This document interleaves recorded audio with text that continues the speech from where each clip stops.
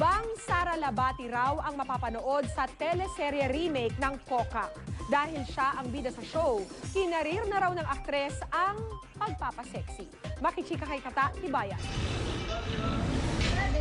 Matapos tumungtong sa edad na 18, hindi na raw pa-sweet na Sara Labati ang matutungayan ng mga tao. Sexy at mature na Sara na raw ang mapapanood sa pinagbibidahan niyang upcoming soap remake na Kokak.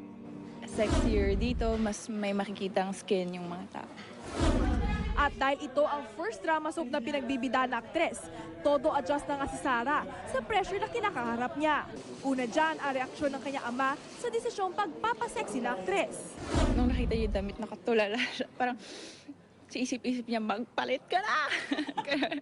Pero naiintindihan niya na para sa trabaho and hindi naman bastusin. Komportable na rin kaya makatrabaho ni Sara ang leading man nito sa soap at first time na makatrabaho si TJ Trinidad.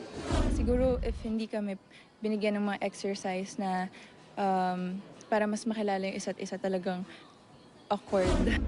At kung sa pamagat pa lang ng soap ay Kokak na, handa na rin kaya si Sara maka-eksena ang mga palaka.